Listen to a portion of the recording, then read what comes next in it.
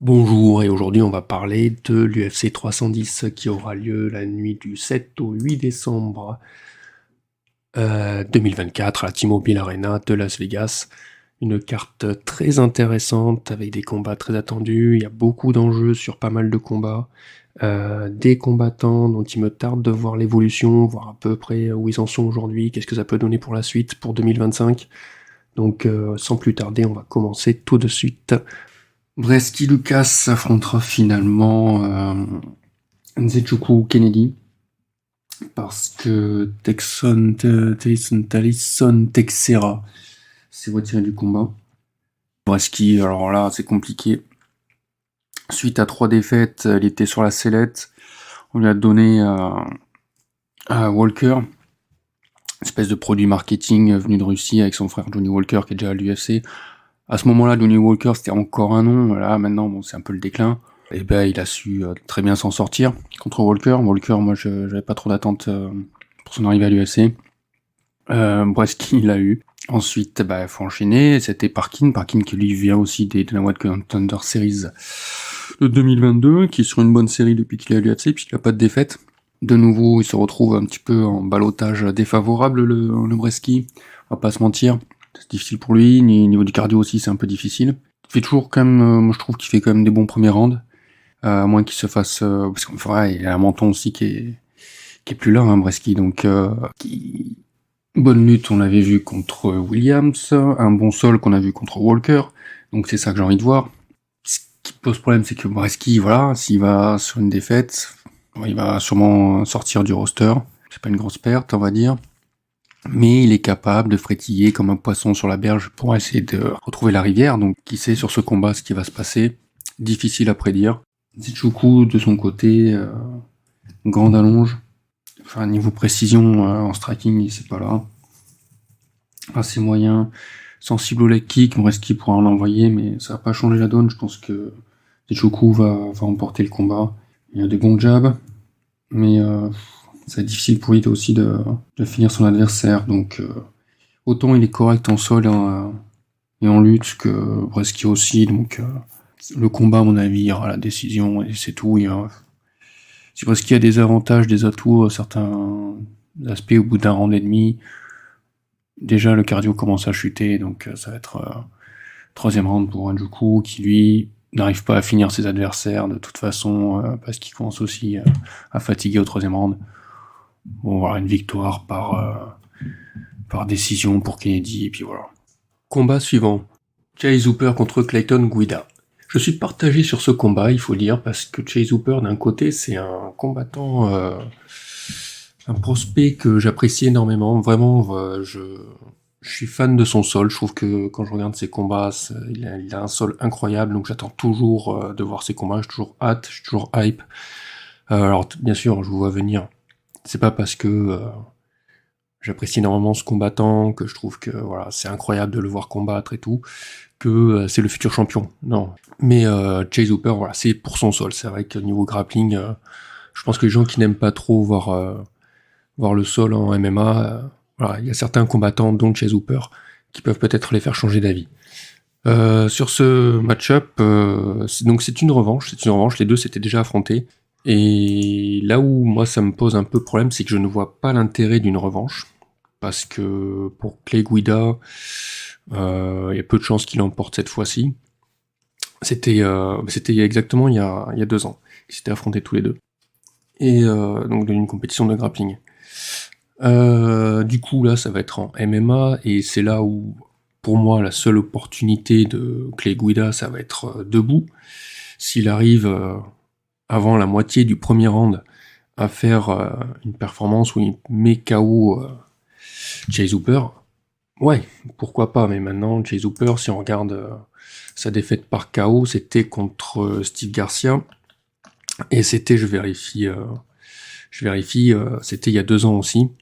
Voilà, défaite au premier round, KO par Steve Garcia. C'est, si je ne dis pas de bêtises, sa seule défaite d'ailleurs par KO. Que sinon, à partir de là, on le connaît, Clay Guida, il est difficile à prendre en striking, hein, c'est sûr. Je pense que beaucoup d'adversaires en ont marre de le voir gesticuler à droite à gauche. En fait, c'est pas gesticuler, mais il fait beaucoup de feintes. surexcité, il bouge à droite à gauche, je veux dire, si on cherche à viser sa tête, c'est quasiment impossible. Haut, droite, bas, à gauche, il arrête pas de bouger. Il est capable d'envoyer des bonnes combinaisons avec beaucoup de variétés de frappes, variétés de cibles. Ça, c'est très intéressant. Par contre, là, dans ce match-up, voilà, ça reste un peu... Pour moi, il n'a pas le niveau debout, enfin, l'impact que pourrait avoir un Steve Garcia, ou même, on voit le Borchev qu'a affronté dernièrement Chase Hooper. Déjà, du côté de Clay Guida, je pense que c'est peut-être parce qu'on arrive à la fin de l'année, il fallait qu'il ait un combat, il fallait qu'il ait un contrat. Voilà, donc on lui donne cette revanche contre Chase Hooper. Même si voilà, il a peu de choses de l'emporter, parce qu'à partir de la moitié du premier round, je pense qu'il va partir sur peut-être de la lutte ou je ne sais quoi.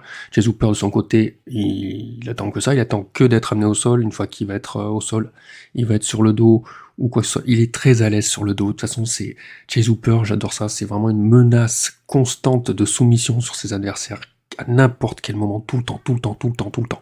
Tout le temps faire attention au moindre geste parce qu'il va saisir l'opportunité pour aller chercher une soumission. Il a essayé de soumettre de deux manières en même temps, je crois que c'était contre Borchev. Il arrive à passer parfois un peu de ground and pound, mais c'est vraiment... oui, c'est ça, c'était contre Borchev. Il essaye de faire deux soumissions en même temps, entre une clé de cheville et un reverse triangle, enfin c'est... c'est vraiment impressionnant, donc c'est toujours une pression constante. Maintenant, en grappling, il a perdu quand même 2 fois dans ces 3 dernières années. C'était contre Moïcano, à la décision. De toute façon, il n'a jamais été soumis, Chase Hooper. Hein. Pourtant, il fait des compétitions de grappling, il est en MMA, tout ça. Mais vraiment, Moïcano, défaite à la décision. Plus récemment, et c'est en début d'année, en janvier, à la DXC2 contre Sterling, à Jalen Sterling. Une défaite par split cette fois-ci. Alors malheureusement, je n'ai pas les vidéos du combat en entier en fait. Et j'ai trouvé que des extraits. Mais voilà, il n'y a pas de quoi rougir sur ces défaites en grappling. Sinon, donc il a enchaîné les victoires hein, contre Nick Fior, contre Jordan Leawitt et récemment contre Borchev, donc comme je l'ai dit. Mais du coup, je vois pas non plus du côté de Chase Hooper l'intérêt d'affronter Clay Guida encore. Dans ce premier combat qu'il y a eu entre Chase Hooper et Clayton Guida, déjà cette single leg en essayant de tordre la jambe de Guida qui amène donc au sol, autant Hooper était à l'aise sur le dos, autant là quand lui il est au sol et qu'il va chercher justement à prendre le dos de son adversaire, c'est ce qui s'est passé, et comme on l'a vu encore plus récemment avec Borchev, il va faire deux menaces de soumission quasiment l'une juste après l'autre, en essayant de chercher cet étranglement arrière, en verrouillant bien les jambes de l'autre côté, et dès que Guida essaie de se sortir effectivement de cet étranglement arrière, Chase Hooper enchaîne directement vers un calf slicer, c'est très particulier, et cette soumission a tout de suite, Guida il a tapé. Il va pas y avoir de mieux, je pense, au niveau du sol pour Guida. Et encore une fois, il risque d'être soumis sur cet affrontement. Il a déjà battu en grappling, certes. On s'avance vers une victoire de Chase Hooper par soumission, fin du premier round, début du deuxième, sûrement. Ou plus tard, on va dire fin du deuxième round. Par contre, oui, ça va lui apporter quoi? Parce qu'une fois qu'il a battu Borchev, alors Borchev, pour certains, c'est pas non plus un super bon combattant, mais moi j'attendais à voir un peu plus haut. Quand je vois que dans le classement, normalement Mullarky il est plus haut classé, par exemple, je prends un exemple, mais certes la catégorie lightweight elle est très dense, mais quand même je pense que là Chase Hooper, vu son parcours, devrait affronter quand même plus haut dans le classement quoi. Là il reste dans le top 40 on va dire, c'est pas folichon au niveau de l'adversité qu'on lui propose avec Clay Guida. Bien sûr, il y a toute la hype autour, bien sûr, c'est une star, voilà, il fait le show, il adore le show, c'est très bien, et il est pas mauvais non plus, hein. Mais voilà, je suis un peu déçu par rapport à cette adversité pour Chase Hooper. Je serais quand même super content de le voir combattre, c'est vraiment, je vous dis, j'attends toujours de voir ses combats. Il est jeune quand même, je crois qu'il a 25 ans, et encore, je suis pas sûr. Il y a quand même des choses à travailler, notamment debout. Là, j'aimerais avoir des réponses sur des améliorations qu'il aurait pu travailler debout, même si je doute qu'il s'améliore vraiment beaucoup debout. J'ai l'impression que c'est pour l'instant pas à l'ordre du jour. Essayer d'être imprenable au sol. Malheureusement, il vient de faire une défaite en janvier contre Sterling. Il faut savoir que Hooper n'est pas non plus très très musclé, quoi. Quand on voit la catégorie, quand on voit comment ça se passe dans le top 20 de la KT, on sait qu'on a des mecs qui sont baraques, quoi. Et lui, il reste quand même, pas vraiment costaud, quoi. Il est quand même grand et une grande allonge, ça, il en profite bien sur ses phases de grappling, du coup. Pour l'avenir, après cette victoire, j'espère vraiment qu'il le place dans le top 30, voire top 25 vraiment de la KT, qui est vraiment des adversaires et qui puisse évoluer là-dessus, sur son adversité, l'opposition qu'on lui met en face. Mais ce serait déjà bien, là, qui remporte cette victoire, et que je pense que peu de gens connaissent Chase Hooper, et c'est bien dommage. Ensuite, qui est ça contre Griffin, on est chez les welter. J'ai du mal à avoir de l'intérêt à ce combat. L'intérêt, c'est-à-dire qu'au niveau des enjeux, il n'a pas vraiment... Enfin, les deux sont des combattants moyens, à chaque fois ils ont du mal à se... Ils n'arrivent pas à battre vraiment le haut de la KT, ils battent le bas de la KT, donc ils restent au milieu, voilà, donc tous les deux sont dans ce ventre mou, 4 victoires de part et d'autre, et pas de quoi se relancer. Ils ont déjà eu l'occasion de se relancer plusieurs reprises. Ils sont pas arrivés hier à l'organisation. Chaque fois qu'ils vont plus haut, ça échoue. Donc là, par exemple, Chiesa, on va pas se mentir, c'est 3 défaites d'affilée. Du coup, il se relance en battant Ferguson, qui devrait plus faire partie de l'organisation. En face, Griffin, je suis désolé, mais sa victoire contre Wells m'a pas du tout convaincu. Alors, il gagne la split, voilà, version officielle. Trop de vulnérabilité debout pour Griffin, pour vraiment grimper dans la KT, quoi. Il a une bonne lutte défensive, mais je pense pas que de toute façon ça se joue vraiment là-dessus. En fait, il va envoyer des contres, des bons contres. Après, il est sensible quand même au crochet du droit. Il a 38 ans, de son côté, Chiesa, je crois qu'il a 36 ans. Chiesa, il est gaucher. Je pense que Chiesa va se faire cueillir sur un contre.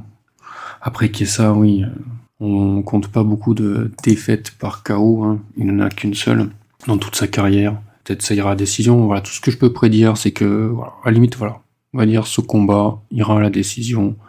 Peut-être une split. Voilà, je vois pas Chiesa soumettre Griffin. Je vais pas m'attarder dessus.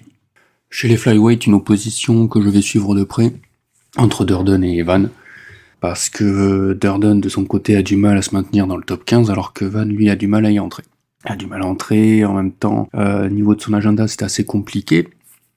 Il devait tenter d'y arriver en affrontant Tatsuro Taira, et puis finalement il devait affronter Alwan Bekov.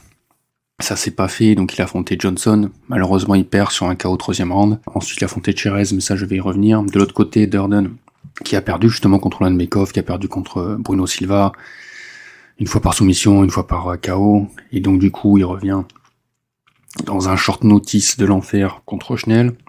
Obligé, donc, il peut pas faire le poids, donc ils vont combattre en bantam. Mais son short notice était à 4 jours. Il arrive à l'arrache, il part en direction Las Vegas, conduit par sa copine, il part sans coach ni rien, il fait ok, j'arrive, pour remplacer Costa Alessandro, si je dis pas de bêtises. Et à ce moment-là, je crois qu'il était 16ème, il bat Schnell qui est 11ème, Schnell sur le déclin, donc bon, ok, il le bat, 2e round, soumission, ninja choke, très bien, sur un bon sprawl en plus. Donc ça passe, il était surexcité, et ça m'étonne pas, c'est un peu comme ça, c'est dans son style en même temps. Durden, ouais, c'est tendance à blitz, tendance à être un peu dans le dirty, à pas respecter ses adversaires. On l'avait vu justement contre Silva, on l'avait vu aussi contre Ulan Bekov. De son côté, Van, effectivement, un prospect que je suivais, malheureusement, sa défaite contre Johnson, KO là au 3e round, ça a été un peu dur, il a fallu qu'il se remette. C'est là où ça devient compliqué, c'est-à-dire que il prend un short notice de 3 semaines après avoir pris ce KO, genre même pas 2 mois après. Il remplace Borjas à la sphère contre Cherez, et il doit faire oublier sa défaite, il doit se remettre en lice pour rejoindre le top 15, et il y arrive, sachant que, voilà, son adversaire était entre guillemets à domicile, puisque c'était pour la sphère, l'événement mexicain. Il offre une très bonne prestation, un premier round un peu difficile. Et en fait, ce qu'il va falloir retenir sur ce match-up contre Durden, c'est que chaque fois, Van, il a montré de très bons crochets en contre. Par contre, il a ce petit point faible, c'est tout ce qui est blitz en fait, tout ce qui est changement de rythme. Ça, c'était justement contre Johnson, au premier round, on l'a vu. Et ça, c'est un des côtés de Durden qui risque de lui poser problème. Durden, de son côté, lui, il est vulnérable, mais vraiment vulnérable au crochet, surtout en contre. Mais là, sachant que Van est très solide là-dessus, ça peut se jouer là-dessus. Alors bien sûr, il y a d'autres choses qui vont rentrer en ligne de compte. Par contre, niveau lutte, alors ouais, ça qui me pose problème concernant Joshua Van, c'est qu'il fait pas trop grand chose au sol. C'est-à-dire que la lutte, on va dire ok, en clinch ok, bon voilà, bon niveau, très bien. Mais par contre, au sol, il en fait pas grand chose, même quand il est à l'offensive, il en fait pas grand chose. Je pense que ça peut se régler debout, je pense que l'un des deux peut tomber effectivement en KO aussi. C'est ce qui me pose problème dans ce match-up au niveau des pronostics, parce qu'un Durden qui peut être explosif et de l'autre côté explosif et irrespectueux, et de l'autre côté Van qui lui au contraire va être sûrement respectueux et essayer d'un peu trop réfléchir. J'ai peur d'avoir une redite de son combat contre Johnson également. Donc c'est ça qui va être compliqué. Il faut savoir que Joshua Van, il est jeune quand même, 23 ans. C'est le seul combattant birman, je crois, enfin de Myanmar, à l'UFC. Et pour l'instant, il a 10-2, 4-1 à l'UFC, je crois, un truc comme ça. J'espère qu'il va pouvoir intégrer le top 15, même si ça a l'air difficile après par la suite. J'ai l'impression qu'il a atteint un plafond. Durden de son côté, qu'il se maintienne dans le top 15 ou qu'il redescende un peu. J'ai l'impression que là, c'est ce qu'il va faire continuellement, quoi. Il a 33 ans. Il y a 10 ans d'écart entre les deux. Je pense que Joshua Van a montré qu'il s'était bien remis de son combat contre Johnson. Je pense qu'il risque quand même d'avoir une difficulté au premier round. Si ça va à décision, il peut prendre le deuxième et le troisième. Est-ce qu'il peut prendre un KO ? Je sais pas. On sait que voilà, Durden est capable de tomber aussi, donc on va voir. Le combat Chris Weidman contre Eric Anders aura lieu à l'UFC 310. Du coup, il a été reporté. Là, c'est compliqué. Eric Anders, quand il gagne un combat, c'est contre des combattants qui sont cut ou qui partent à la retraite. Et comme là, c'est Chris Weidman, ça va être une redite. Je pense que Chris Weidman aurait voulu se battre au Madison Square Garden. Ça ne s'est pas fait. Son dernier combat, voilà, tout le monde en a parlé, effectivement, c'est à l'époque. On n'attend pas grand-chose de Chris Weidman à l'heure actuelle. Et Eric Anders, honnêtement, contre Pickett, c'était pas possible, quoi. C'est ça qu'il faut avec ce combat, c'est que d'un côté on a Chris Weidman, on attend rien de lui, on se dit bon, prochain combat c'est fichu. Il tombe contre Eric Anders, voilà, c'est le niveau, quoi. Trop de faiblesse du côté d'Eric Anders, contre Pickett, c'était vraiment catastrophique, selon moi, hein, bien sûr. Donc trop de points faibles. Donc pourrait profiter Weidman, malheureusement. Donc difficile à pronostiquer, parce que autant l'un que l'autre, difficile de voir un gagnant, quoi. J'ai l'impression que c'est qui perdra le moins, quoi. Je partirai quand même en pronostic sur Chris Weidman, mais vraiment sans aucune conviction. Et on passe à Brown contre Battle, et ça c'est rigolo, encore une fois, des combats rigolos. Pourquoi ? Parce que Brown a l'impression qu'il va tomber de Carib dans Silla. Brown qui devait affronter Prates au 309, qui finalement Prates se retire parce qu'il va prendre le main event contre Magny, et on voit ce que ça a donné. Donc on peut se dire ouf, Brown qui partait pas du tout favori contre Prates, et finalement il prend un combat au 310 et ce sera contre Battle, et c'est pas forcément mieux pour lui. On va dire plutôt que c'est moins pire, mais c'est pas son avantage non plus. Parce que certes, Bryan Battle, c'est pas le Carlos des Fighting Nerds, mais quand même Battle. Prospect intéressant, prospect qui dans son parcours à l'UFC depuis 2 ans a trébuché. Il a trébuché contre Fakhretdinov. C'était déjà il y a 2 ans. Et après, il enchaîne les victoires. Donc il devient redoutable dans la catégorie, et redoutable parce que c'est un très bon combattant. Mais en plus de ça, Bryan Battle, là où il est encore plus dangereux, c'est qu'il s'améliore en fait. Il s'améliore de combat en combat. Il s'améliore, il n'arrête pas de s'améliorer. Il va devenir dangereux pour le top 15 bien sûr en 2025. Donc là, ça sera un combat contre le Jamaïcain Randy Brown. Randy Brown, on le connaît. Alors, Randy Brown, il avait une défaite contre Luque, puis enchaîné 4 victoires et une défaite contre Madalena. Et maintenant, il est reparti sur une série de victoires. Il en est à 3 victoires consécutives. Très grande allonge. Ce qu'on va noter, c'est qu'il a 75%, je crois, de takedown defense. C'est pas rien. Ses stratégies, c'est toujours... on l'a vu récemment encore sur Salikov et contre Zaleski dos Santos. C'est double jab, très présent. Et c'est feinte, pas mal de feintes. Un combat qui s'est avéré quand même assez serré en termes de lutte et de sol contre Zaleski dos Santos. Parce qu'en fait, il a profité jusqu'à debout, en fait, il profite très bien de son allonge. Hein. Ça, c'est sûr qu'au niveau des jabs, il y a de quoi faire. Hein. Après, on l'a vu se manger un méchant contre, là, sur des crochets. Les crochets de Zaleski dos Santos en contre. Et c'est un peu ce qui peut craindre également de Bryan Battle. Mais Bryan Battle, de toute façon, lui aussi a une grande allonge. Il est un peu grand. Donc, s'il va pas pouvoir vraiment en profiter cette fois-ci, Randy Brown. On a vu contre Fakhretdinov que Battle avait des difficultés en lutte et en grappling. Mais alors, après, ça s'est arrangé. Ça s'est bien arrangé.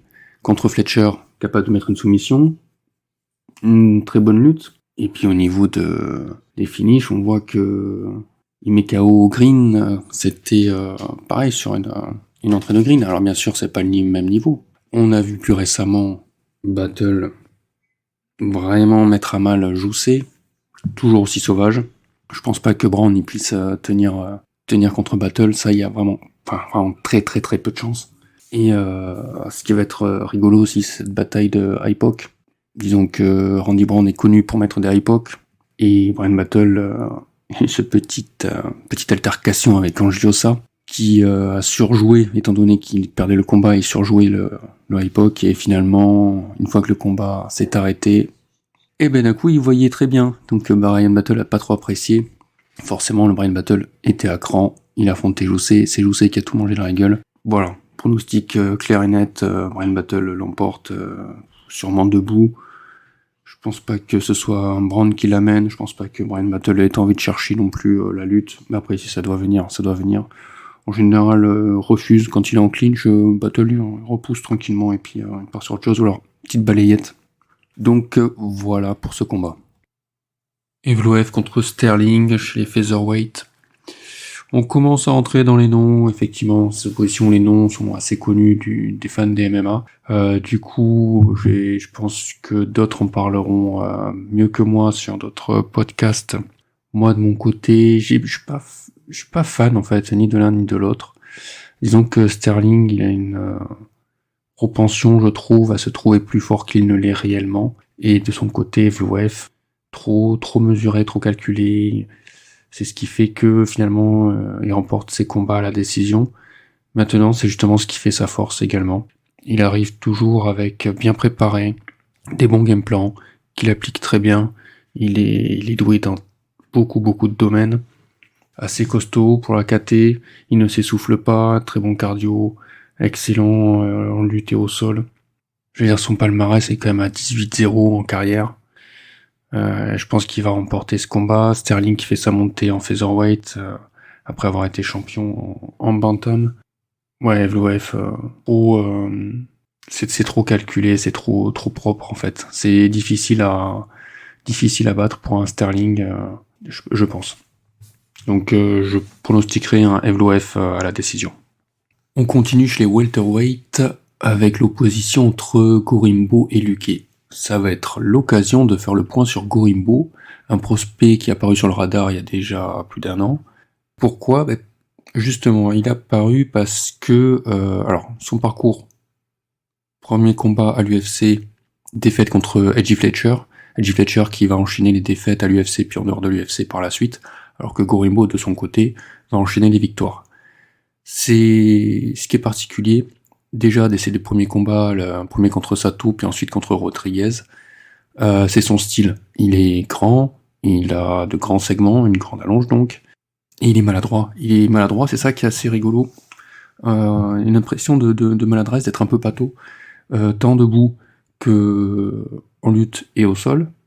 On l'a vu donc contre ces adversaires-là, ce qui est contrebalancé par le fait que il va avoir, je sais pas si c'est vraiment son game plan, mais en tout cas ses victoires se basent sur son contrôle à la cage. Et ça ne l'empêche pas de se faire renverser, ça l'empêche pas d'être amené au sol, et pourtant il va avoir une bonne défense au sol, une bonne défense quand même en lutte, et c'est debout par contre la défense elle pêchait un peu, et quant à son striking debout, voilà, un peu maladroit. Par contre, il cogne dur. C'est ça qui est si intéressant, c'est qu'il cogne dur. Il représente quand même un danger. Et si je ne me trompe pas, d'ailleurs, contre Rodriguez, c'était une victoire justement sur un overhand et qui va enchaîner après en grand and pound. Là où va y avoir un peu un travail qui va être fait. Alors, Gorimbo, il vient du Zimbabwe et il s'entraîne, si je dis pas de bêtises, il s'entraîne en Floride. Ce qui va être important, c'est son combat contre Brahimaj. À partir de là, parce que Brahimaj, c'est quand même assez dangereux à son niveau quand on est comme ça, un style assez atypique, mais plutôt pâteau, parce que Brahimaj, ça peut être dangereux à ce niveau-là. Il reste certes favori, très léger favori. Il faut savoir que sur ses 4 derniers combats, il a toujours été favori et il a gagné les 4 combats. Mais à partir de là, il va beaucoup s'améliorer. On va le voir en fait. On va voir qu'il va s'améliorer en lutte et au sol. Et je pense que c'est là où on peut être de plus en plus confiant sur s'il poursuit de toute façon ce game plan basé sur du contrôle qui va être agrémenté bien sûr de frappe. Parfois, il va essayer d'amener au sol. Ces amener au sol, donc elles vont commencer à s'améliorer. Quand il les mène au sol, quand il est dessus, c'est souvent dans la garde, et après il va chercher la demi-garde, et il va chercher le grand and pound. L'autre stratégie, c'est d'aller chercher, de prendre le dos quand l'adversaire se relève, et de chercher un étranglement arrière. Alors quand je dis quand l'adversaire se relève, parce que justement, souvent, à force de chercher les transitions, de chercher des positions, il laisse de l'espace, et un adversaire qui a quand même quelques bases en scramble peut très vite s'en sortir et se relever. Quant à sa lutte, effectivement, on voit qu'elle s'améliore. Il obtient les takedowns, bien sûr. Ce qui va ensuite créer une différence, c'est son combat contre Price, donc son dernier combat à l'heure actuelle, où là encore, il a encore step up. Pour moi, contre Price, il gagne les 3 rounds. Il est meilleur debout. Il a quand même cette vulnérabilité sur les jabs quand il cherche à rentrer. En fait, il envoie des crochets souvent, mais c'est assez inattendu. Et ce qui est marrant, c'est qu'il a une grande allonge, j'ai l'impression qu'il ne maîtrise pas son allonge. Et que ses adversaires aussi. Price, il a fait un peu l'erreur de pas trop gérer les distances, parce que lui aussi avait une bonne allonge, un peu moindre, mais quand même, il s'est pas rendu compte que Gorimbo, quand il envoie une frappe, ça part loin. Il peut envoyer des frappes sur des crochets, mais qui sont limite des swings, parce que ça part trop large.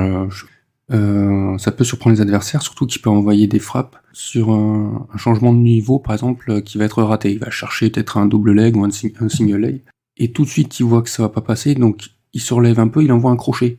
Le crochet du droit qui part comme ça, alors qu'il est à peine en train de se relever et que l'adversaire se demande s'il faut défendre la lutte ou pas, pas le temps de douter, bam, à droite. Et ça touche, et c'est... Malgré cet air un peu pâteau, un peu maladroit, ça connecte, ça touche. Et ça peut faire mal, ça peut mettre des knockdowns.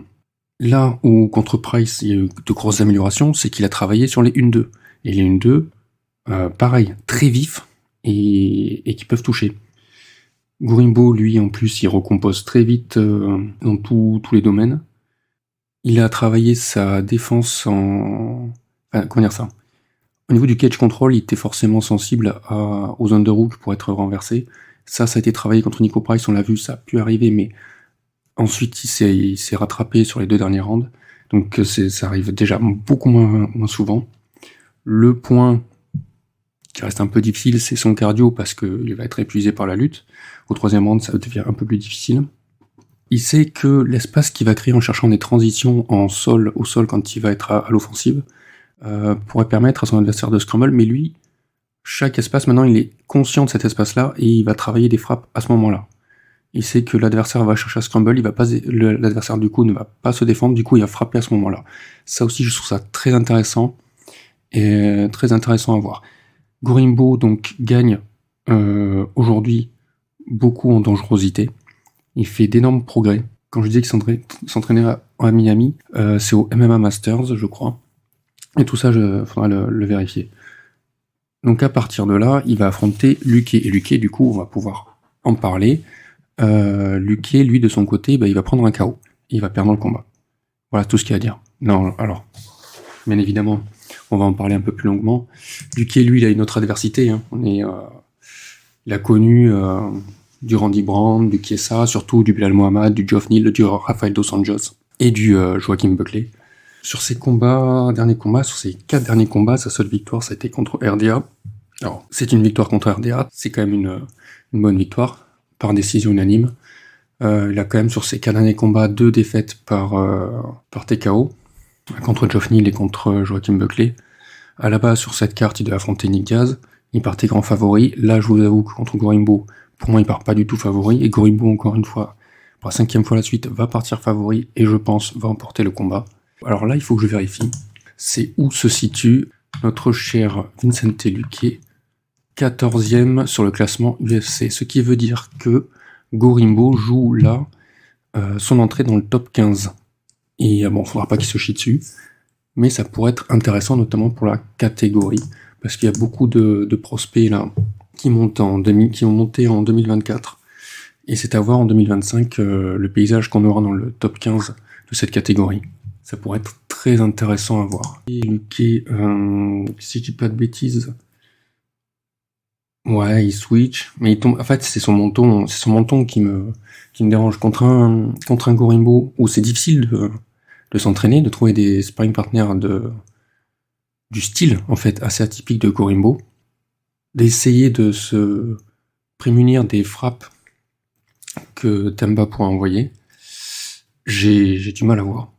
Il a un excellent cardio, ça c'est sûr. Niveau lutter sol, je sais pas trop, mais ouais, il scramble, il a une très bonne défense au sol, on l'a vu contre Belal Muhammad. Mais je suis pas sûr que ce soit dans son intérêt de chercher là la lutte et le sol. On sait qu'il a une super défense de lutte en clinch. On l'a vu contre Rafael Dos Anjos, justement. Là, selon moi, il n'y a pas trop, comment dire ça, de doute sur le fait que, entre le menton de Luque, qui a beaucoup souffert, et le knockdown power de Temba Gorimbo, je serais pas étonné que Temba Gorimbo le connecte et qu'il enchaîne sur un grand endpoint derrière, et que ça suffise, parce que le grand endpoint, il est quand même très nasty. Faut pas se mentir là-dessus, on l'a vu encore récemment chez Temba Gorimbo. Donc je partirai en pronostic sur un Temba Gorimbo par KO. Ouais, premier ou deuxième round, je sais pas. J'aurais du mal à dire. En light heavyweight, on va avoir à droit à la rencontre entre Reyes et Smith comme combat principal de la carte préliminaire. C'est compliqué là aussi, c'est compliqué. Pauvre Dominique Reyes, depuis, alors, vraiment invaincu. Il arrive contre John Jones, et là, défaite. Et ensuite, on enchaîne des défaites. Il s'est remis sur pied avec sa victoire contre Dustin Jacoby. C'était quand ça ? C'était en juin. En juin cette année. Voilà, donc victoire au premier round par KO. TKO. Voilà pour Dominique Reyes. En face, c'est Anthony Smith. Anthony Smith, mal aimé, et j'ai envie de dire, a raison. Était capable de livrer de bonnes choses, mais à se demander ce qu'il fait dans le top 15, c'est peut-être aussi la catégorie qui est comme ça. Hein. Heureusement, il y a du 109 qui arrive pour renouveler ce top 15 là. 2025, ça a beaucoup bougé. Donc forcément, écoutez comment j'en parle, oui, Anthony Smith, je n'attends pas grand-chose, mais qu'est-ce qu'on peut attendre à l'opposé de Dominique Reyes ? Alors certes, il y a de l'affection pour lui, vu son parcours et comment ça a été difficile. Maintenant, une victoire sur les 5 dernières années, c'est dur d'y croire. Combien de temps on l'a vu dans la cage depuis, si on remonte il y a 3 ans, c'était quoi, décembre 2021. Si on regarde, 1 minute 20, le combat contre Span, défaite KO au premier round. Et 2 minutes, le combat contre Jacoby. Qu'est-ce qu'il nous a montré à voir? Alors, entre-temps, il aurait dû affronter Carlos Ulberg à l'hiver dernier. Ça ne s'est pas fait, certes, mais là... oui, après au niveau du match-up, oui, ça se tient. On peut se dire que c'est quand même plutôt serré entre les deux. Moi, je trouve quand même que Reyes, il est poreux au niveau de sa défense, que son menton, il est plus là, et qu'en face, Smith, quand je dis qu'il nous a montré des bonnes choses par le passé, je précise, c'était quand même des bonnes remises, d'excellents jabs, des body shots. Il cherche à placer son bras arrière, ce qui est normal parce qu'il est assez solide là-dessus, mais bon, c'est un peu prévisible. Par contre, au niveau de son cardio, c'est foutu au 3e round du côté de Smith. Je verrai quand même, du coup, dans ce match-up, une victoire de Smith, sûrement par KO TKO, ce qui m'enchante pas vraiment, parce que je vois pas l'intérêt de relancer Anthony Smith au niveau de sa carrière. Tous les deux, je pense qu'ils ont 35 ans et qu'ils font de bons gatekeepers du top 15. Et encore, je parle de 2024, parce que là, on va passer en 2025. Comme je dis, il y a une nouvelle garde qui arrive. Ça va pas être la même. Là, si c'est 2 gatekeepers qui s'affrontent, je vois pas vraiment d'enjeu. Je vois pas d'enjeu, la victoire de l'un ni de l'autre, je vois pas ce que ça pourrait apporter. Voilà, ça reste un combat, on va dire plus ou moins serré, ouais. Même si, ouais, je vois quand même Smith ces derniers temps, en tout cas, si on remonte, on a vu qu'il était capable de faire des choses quand même, s'il est dans le combat, parce que contre Roundtree Junior, il était pas du tout dans le combat, ça on va pas se mentir. Alors que Reyes, ouais, non, là, je vois pas se remettre véritablement sur une victoire. Et maintenant, on va aborder la carte principale. Concernant la carte principale, je vous conseille de vous tourner pour les analyses vers la chaîne YouTube UFC Analyse et Pronostic, qui propose effectivement une analyse de toute la carte principale chaque semaine. En tout cas, à chaque fois qu'il y a un événement UFC, bien sûr. Pour les combats principaux, main event, co-main event, je pense qu'il y aura pas mal d'analyses sur plein d'autres podcasts qui sont bien plus précis que moi. Je pense notamment aux confrères de Tatami Connection, je pense à Fight Minds, je pense aussi French Savagery, ils font pas mal de bonnes analyses. Et bien évidemment, pour l'ensemble de la carte, la chaîne The Journeyman, une vraie encyclopédie du MMA, qui maintenant se met à faire pas mal de previews des cartes, et c'est toujours très très intéressant. Voilà, je vous conseille toujours, voilà, concernant les analyses, les prédictions, tout ça, de confronter différentes analyses que vous pouvez entendre à droite, à gauche, pour voir, en fonction de votre avis, les avis des autres, tout ça, c'est toujours très intéressant, très enrichissant. Ensuite, dans la catégorie featherweight, situation compliquée pour Do Woo Choi. Do Woo Choi qui avait été cut de l'UFC en 2020, début 2020, enfin il y a 4 ans quoi, après 3 défaites consécutives, qui n'ont pas super bien vieilli, on va dire. C'est la situation de ces combattants qui reviennent à l'UFC après avoir été cut. Pour moi, il faut qu'ils aient la gagne, il faut qu'ils aient vraiment quelque chose en plus à leur retour. On le voit avec, par exemple, Taylor Lapillus, qui nous livre masterclass sur masterclass, et c'est beau à voir. Alors certes, il y en a, oui, voilà la décision. Ouais, c'est beau à voir 15 minutes comme ça de domination. Bah, je trouve ça, techniquement, c'est beau à voir, autant en profiter. Ou alors des cas comme Youssef Zalal, qui pour moi, ouais, heureusement qu'il avait été cut parce que c'était vraiment catastrophique son niveau à ce moment-là. Et alors, ces combats, pour moi, c'était une purge. Et puis il revient, mais alors d'une force, prêt à tout démonter, surexcité, on sent que voilà. Et ben là, pour moi, c'est pas le cas de Do Woo Choi. C'est pour ça que ce matchmaking est très intéressant contre Nate Landwehr, parce que c'est ça que j'ai envie d'avoir comme réponse. C'est qu'est-ce qu'il a envie de faire là maintenant à son retour à l'UFC? Est-ce qu'il a envie de grimper jusqu'au sommet, ou est-ce qu'il est juste là parce que bon bah il aime se battre et que autant faire son travail? Voilà, c'est ça la question qui se pose.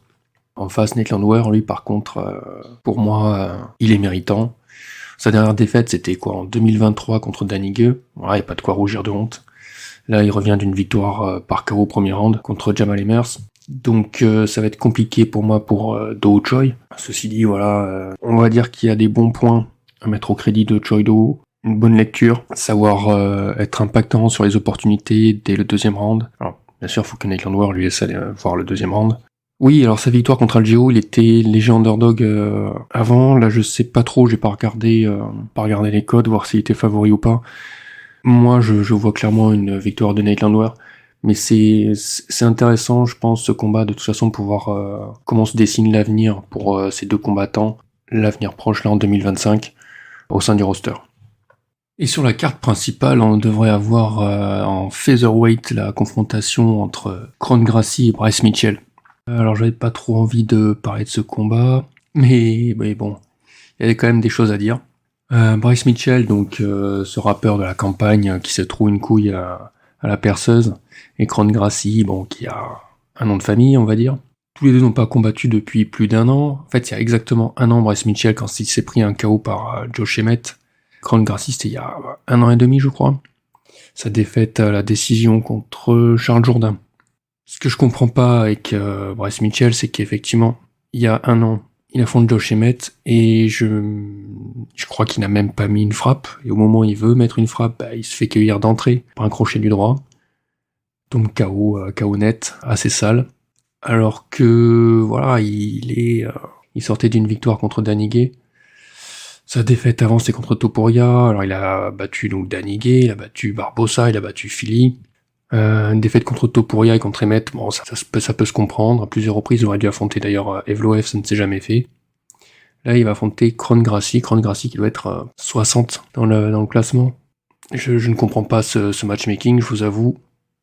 Sachant que Kron Gracie n'a rien montré dans son dernier combat contre Charles Jourdain. Il est vraiment nul, mais quand je dis nul, debout, c'est nul, quoi.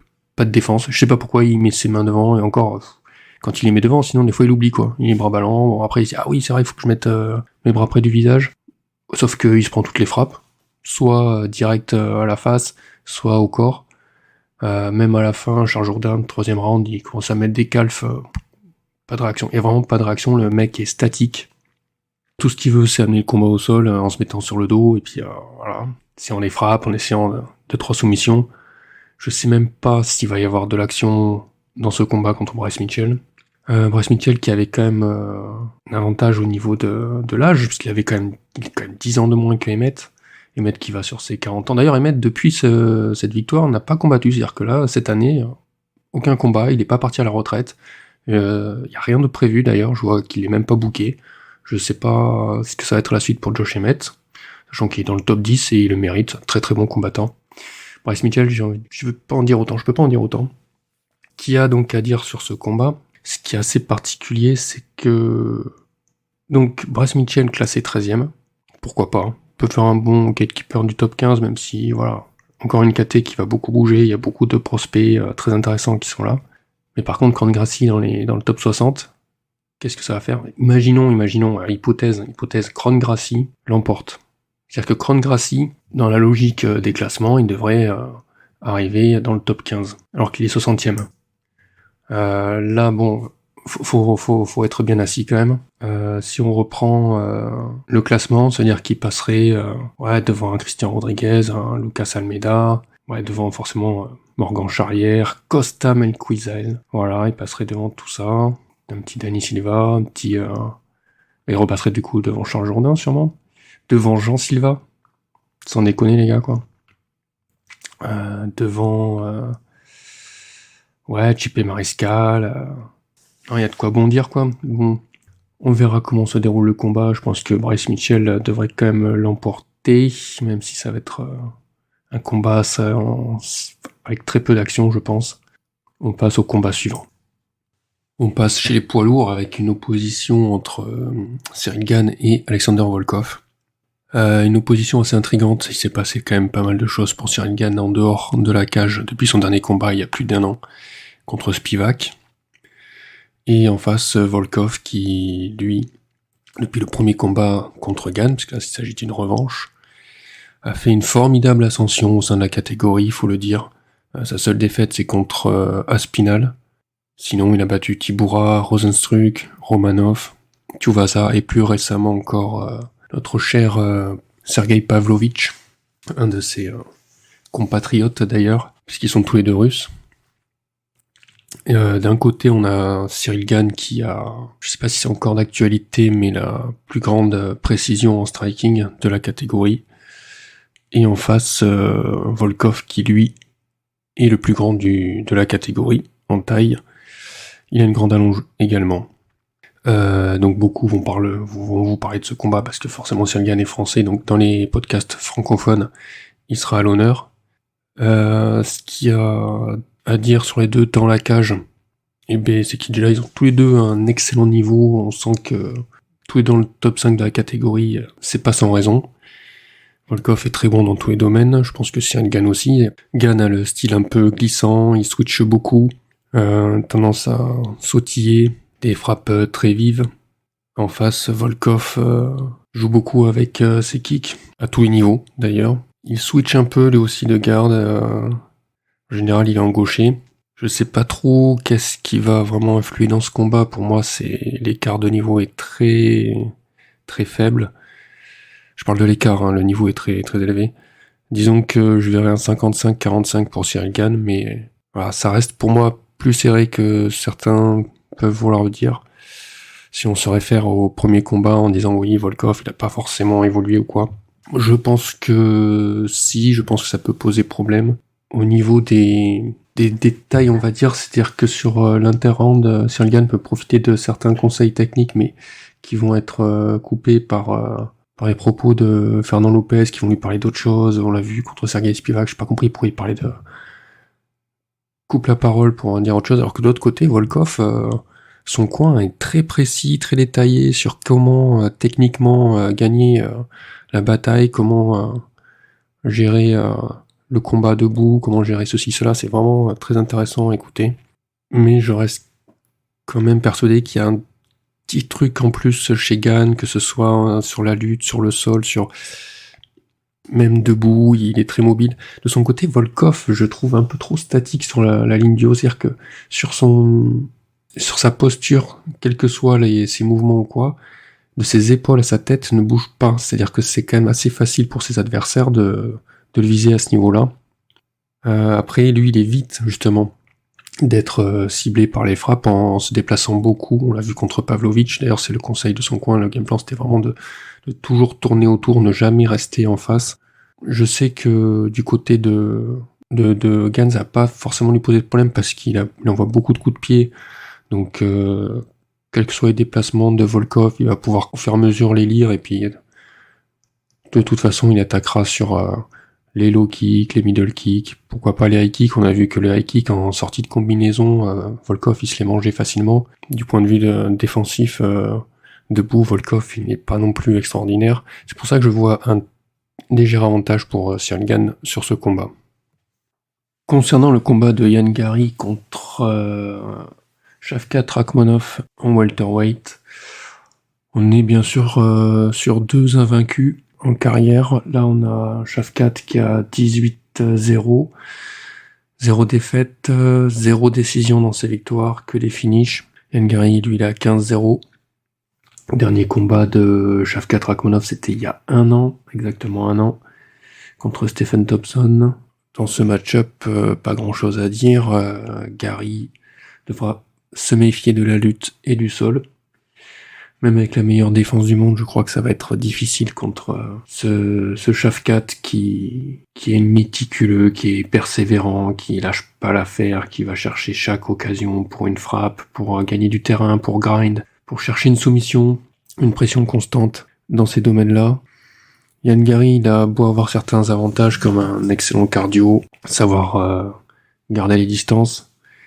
Il n'empêche qu'à un moment, forcément, ça peut partir en lutte. Et puis au sol, debout, on sait que oui, Shavkat, il est pas parfait sur sa défense.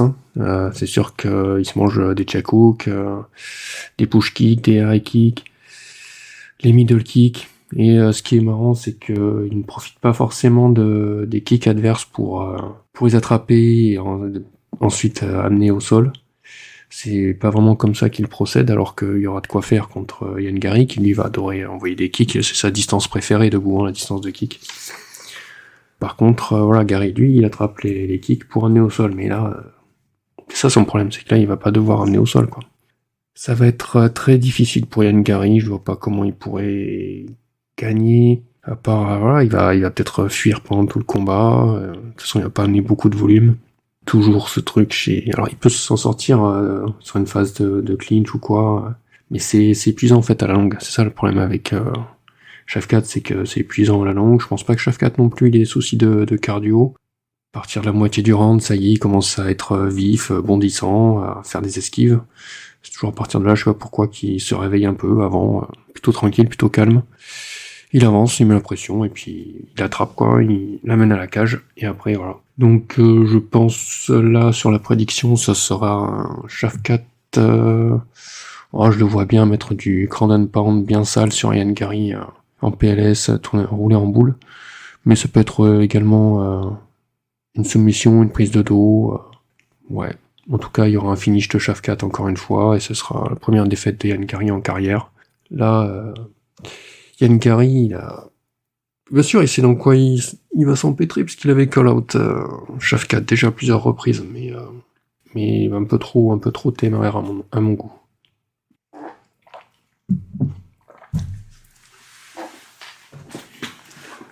Le main event de cette soirée de l'UFC 310.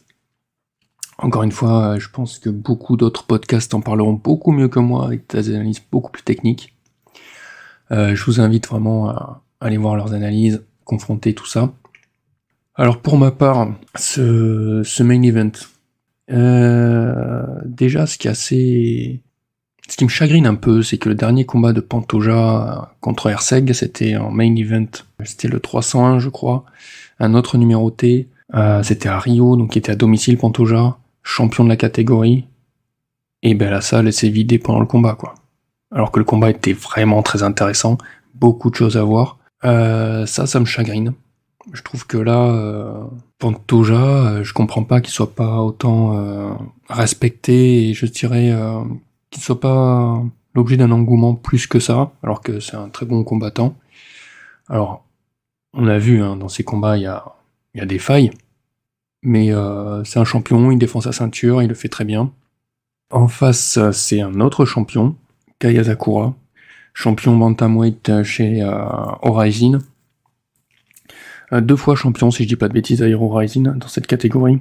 Donc là, il descend en flyweight en arrivant à l'UFC, grosse signature à l'UFC au printemps du coup, parce que on récupère des grands combattants japonais, des grands combattants d'une autre organisation, beaucoup d'attentes à son arrivée. Là, c'est directement un combat pour le titre, donc niveau attente, oui, ça se pose là quand même. Donc on a beaucoup d'enregistrements, effectivement, on peut voir les deux combattants, analyser tout ça. J'irai pas non plus très loin là, moi, de mon côté. Je vous invite encore une fois à voir d'autres podcasts qui en parleront mieux. Ce qu'on a vu, en tout cas, c'est que les deux aiment aller à la bagarre, aller de l'avant, sur des moments, en fait, particuliers qu'ils vont choisir. C'est pas tout de suite, on y va à n'importe quel moment. Ils sont très à l'aise au contact, la zone rouge, comme on dit. Très bonne dirty du côté d'Asakura. Tous les deux, forcément, ils ont des faiblesses, on a vu, avec les rounds, les jabs, problème de gestion des distances. Toujours faire attention au contre d'Asakura. Asakura qui est pas forcément à l'aise quand on se jette dessus, ce que va faire Pantoja de toute façon en envoyant, en shiftant là ses crochets. On le sait, il fait ça, puis après, au bout d'un moment, il va chercher un peu de lutte. Asakura, ce qui est assez intéressant, c'est que il a l'air de pas être forcément dedans dans son combat. Au début, on se demande qu'est-ce qui se passe. Et en fait, je pense qu'il analyse très bien ses adversaires et que, en tout cas, c'est vraiment flagrant sur son dernier combat. Il va choisir les frappes qui vont faire mouche. C'est vraiment, quand il met KO, c'était quoi, Archuleta, c'était vraiment... on voyait qu'il avait bien anticipé, bien lu son adversaire, et que là, c'était ce qu'il fallait faire. Alors que c'est pas forcément une frappe qu'il avait placée avant, qu'il avait testée ou quoi que ce soit, mais voilà, il choisit comment faire mal, et ça fonctionne. C'est vraiment là qui va être redoutable. Par contre, effectivement, Les coups de genoux de Pantoja et tout ça, ça risque de l'enquiquiner aussi. C'est un combat donc attendu. On sait que même j'ai oublié de dire, mais les calf kicks de Pantoja risquent d'enquiquiner Asakura aussi. Difficile pour moi, ça peut, niveau de la prédiction, ça peut être d'un côté comme de l'autre en fait. Pantoja très solide. Ce que je remarque chez Pantoja, c'est que, et que tout le monde remarque, pardon, je dis ça, mais jamais il a été fini, quoi. Ses défaites, ses 5 défaites en carrière, c'est que des décisions. Impossible de le mettre KO, impossible de le soumettre. Alors bien sûr, faut jamais dire jamais. On sait ce qui est arrivé à Holloway cette année. Mais pour l'instant, c'est quand on est à 28-5, c'est-à-dire qu'on est sur 33 combats, jamais été fini. Sur le papier, je trouve ça remarquable. Et je comprends pas pourquoi il n'y a pas une hype autour de ce bonhomme, au moins là-dessus. Après, comme j'ai dit, au niveau sur le terrain, ouais, on sent qu'il y a des brèches quand même. Mais voilà, même Herseg qui envoie des patates et tout, enfin, le mec ne bronche pas, il bronche pas, quoi. Et au sol, on a vu que il est imprenable. Donc c'est y aller à la décision, et je pense, après si on est sur du 5 rounds, forcément quand on est champion, on va enchaîner les 5 rounds. Il tient plutôt bien les 5 rounds, on voit qu'il commence à fatiguer, mais c'est son style aussi, il est capable de rester bien présent dans son combat, même en eau trouble. C'est après, ça va se jouer, je pense que le game plan contre Pantoja, c'est d'y aller au score, d'aller chercher les bonnes frappes, toujours, quand même aller chercher le KO, mais on sait jamais, ça peut arriver. Mais voilà, parce qu'il va pas forcément, il va aller en blitz, ce genre de choses, mais il va pas forcément tout le temps y aller à mettre du volume ou quoi. Faut être assez bon en esquive, on l'a vu, Herseg, heureusement qu'il gérait là-dessus. Ce qui ne va pas être forcément le cas d'Asakura. Là, par contre, en plus, Asakura, il peut être très prévisible. Il y a certaines choses où on le voit venir. Je vois l'avantage pour Pantoja, mais vraiment très léger, parce qu'il y a de quoi être surpris par Asakura. Pantoja, je sais pas. Pantoja, de quelle manière il pourrait le battre, Asakura. Tout est faisable, KO, décision, soumission. Soumission, ça va être un peu difficile quand même. Alors faut pas s'étonner, il y en a qui vont dire oui, Asakura il descend en flyweight, c'est pas les mêmes... comment dire ça ? Ça ne fonctionne pas pareil au Rising. Les restrictions sur le poids sont pas les mêmes. Est-ce que ça va être difficile pour lui de faire... Non, je pense pas. On a vu les combattants du Rising, c'était qui ? Manel Cap, qui arrivait à l'UFC, est passé en flyweight. Les combattants qu'Asakura a déjà battu, ouais, il y a Manel Cap. Non, Manel Cap l'avait battu. Et qui... Ouais, après, c'est pas le même registre. Elia Latang, c'est pas le même calibre. Bref, voilà pour ce main event, voilà pour cette carte. Voilà pour cette carte, merci de m'avoir écouté, on se retrouve bientôt.